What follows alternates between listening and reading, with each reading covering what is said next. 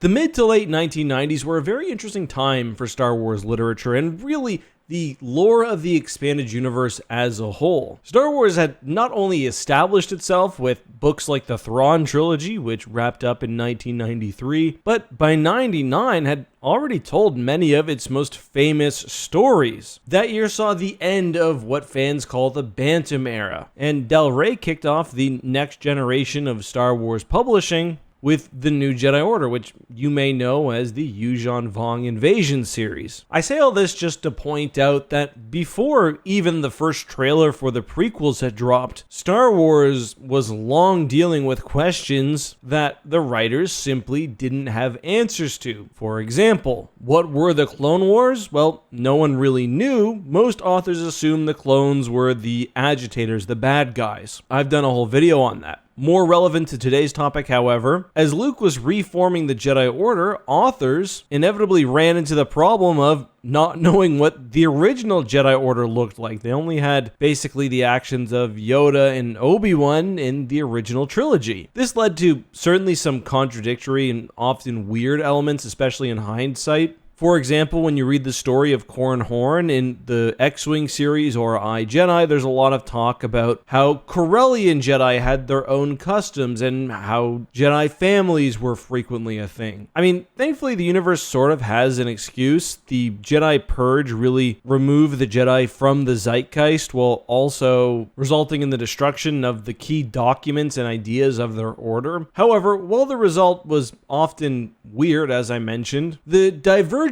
also meant that we got some really interesting ideas about how the Jedi would operate in situations we'd later see in the prequels. And the one I'm thinking most about for today is how you'd fight a war with an army of Jedi. Obviously, the prequels and the associated material would deal with that in its own way, but in the late 90s and early 2000s, that was also something the novels were independently considering. By the new Jedi Order book series, surprise, surprise, Luke has re-established the Jedi Order, and at the beginning of Vector Prime, I don't think we ever get consistent numbers, but it seems like there are hundreds of Jedi across the galaxy. These Jedi would end up participating in full-scale wars against first the Yuuzhan Vong, but later on various sides during the Galactic Civil War and later the events of Fate of the Jedi. And the difference in how the Jedi of the expanded universe and Luke's new Jedi Order fought compared to the Jedi we see in the Clone Wars TV show or Revenge of the Sith or certainly Attack of the Clones, well, it's interesting. Specifically,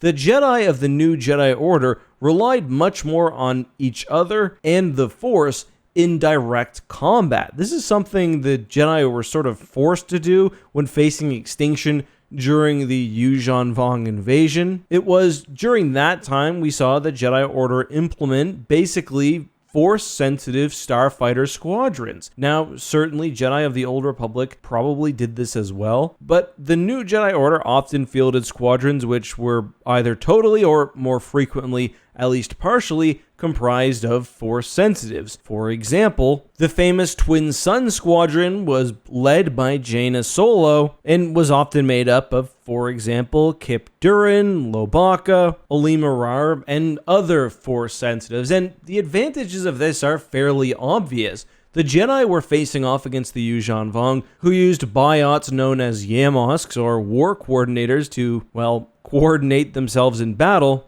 And so the Jedi responded by using the Force to allow everything from quick communications to essentially supernaturally coordinated squadron movements. Like when you read especially the later new Jedi Order books, there are so many times when Jaina's under fire by a coral skipper and she uses the Force to get help from Lobaka, or Olima Rar is being fired on, she'll get a Force nudge to move one direction, and her pursuer will be killed by a missile. It works exceptionally well, and the Vong never really develop a good way to counter it, and the technique continues to be utilized through the Second Galactic Civil War and beyond. The Jedi of the prequels, we don't really see them often using that same type of coordination.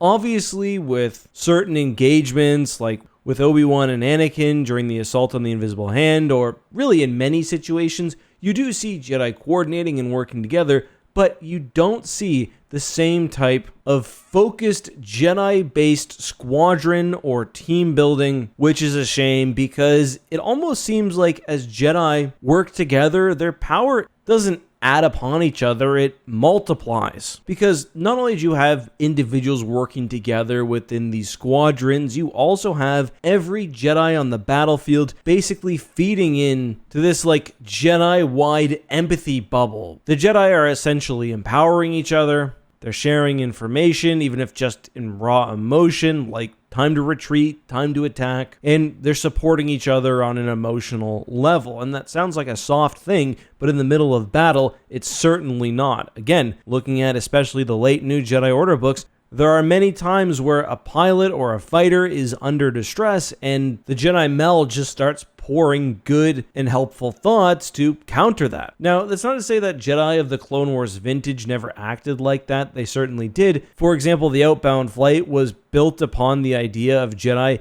being able to coordinate the defenses of the dreadnoughts, but we never saw it on the same degree, at least as portrayed in official media. The other thing we don't see a whole lot of in the Clone Wars is battle meditation. Battle meditation was extremely common during the Old Republic era. We see it in many of the comics when the Sith and the Jedi are fighting, but Luke's New Jedi Order also employed it, and again, this started during the Yuuzhan Vong War and was most prominently practiced by Jacen Solo. Jacen had an ability to not just really see the mechanics of the universe better than everyone else, but to also feel the Vong in the Force. And after he returns from captivity with the Yuuzhan Vong, instead of jumping into a starfighter, he stands on the bridge of a capital ship, usually the Ral Roost, and directs the battle through his empathetically connected Jedi. That's how he's most useful. That's battle meditation. And again, it's more than just coordination, it's inspiring your troops.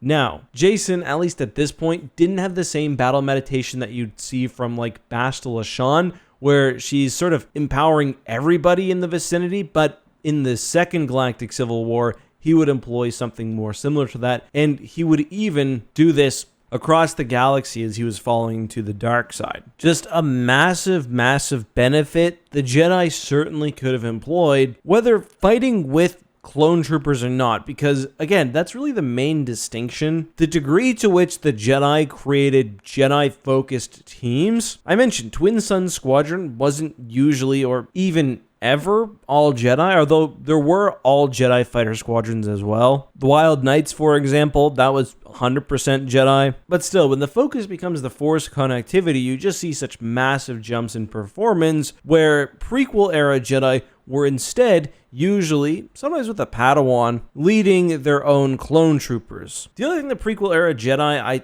feel like really missed out on were Jedi-centric weapons. Other than the lightsaber, of course, the Jedi of the New Jedi Order had lots of fun toys, but my favorite was definitely the Shadow Bomb. The Shadow Bomb was really cool because it was essentially a dumb bomb which would be guided by the Jedi through the Force. It was loaded to the brim with extra explosives and was incredibly deadly. Plus, without the active tracking systems and with, the nuance of the Force, it could be very accurate and almost impossible to avoid. Were there downsides? I mean, yes. For one, firing a shadow bomb and especially guiding it to its target took a lot of concentration, which could be difficult in the midst of battle, but we saw the Jedi use it really heavily during the Yuuzhan Vong War and later against the Killiks during the Swarm War. And it can also be countered by Force sensitives, which I think makes sense, but you'd think the Jedi, having been established for 10,000 years, would have had, by the time of the Clone Wars, tools they could have employed. I mean, the New Jedi Order was making this up on the fly, and they created some pretty cool stuff. But guys, that's all for today. I hope you enjoyed this video. A bit of a rambly one, but hopefully you enjoyed my look at history and contrasting the prequels with the expanded universe. Is there something else you'd like to see me cover? Well, let me know your thoughts on all that and more down below.